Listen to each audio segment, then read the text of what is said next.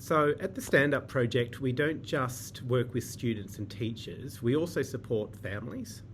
Because the reality is bullying doesn't just affect young people who are being targeted, it impacts their siblings, their parents, and the entire family unit. So there's a really beautiful quote that I love, and it says, "You're only as happy as your unhappiest child." And as a dad of two neurodivergent kids, I can really relate to that.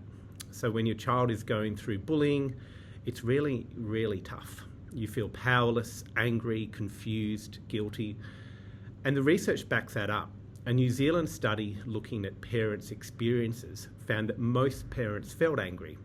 Angry at the child doing the bullying, angry at the school, and even the teachers. And they often felt a deep sense of guilt. But what really stood out in this particular study was that when parents stayed calm and involved their child in decision making rather than taking over, the experience could actually strengthen their relationship. So one parent said from this study, "My daughter realised we were really in her corner. We started opening up to us again."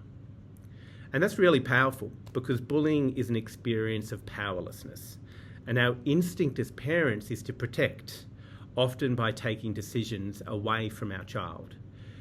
But that can unintentionally make them feel even more powerless. What we need is for us to walk beside them and not in front of them. So what else can we do as parents? First, it's really important that we understand what bullying is and isn't. So at SUP, we talked through three key terms. That's friendship fire, which is a conflict that happens in relationships, and we've all had friendship fires. Men on purpose, so it's one act of cruelty from one child to another, and it's intentional, but it's not repeated.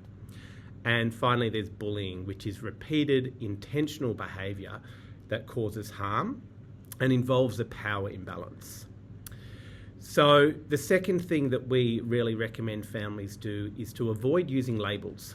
So labels like bully or victim can be damaging, especially if we haven't had a conversation with the young person about how they see themselves within that particular social construct. Identity should never be something that we impose on a child.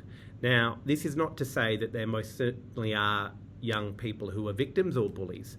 However, it is about the process of having the conversation with a young person that can potentially be empowering for them. Third, really important for families to remember, is to work with teachers and not against them.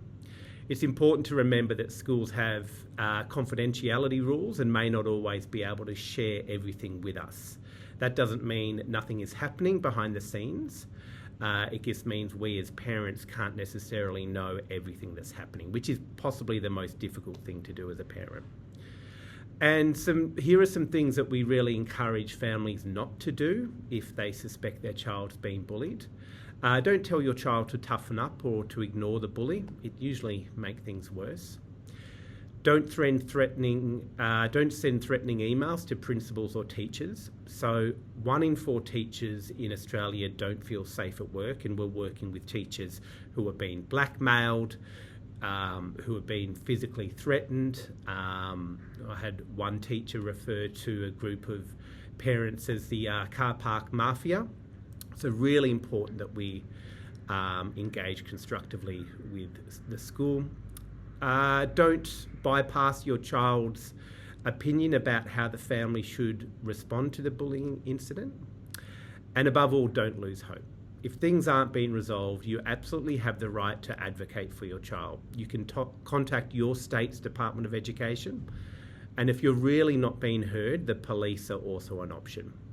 But always start with respectful and open dialogue with your school. Lastly, remember this. If your child is being bullied, it's not your child's fault and it's not your fault either. What matters most is how we show up for them in a calm, supportive, and in their corner approach.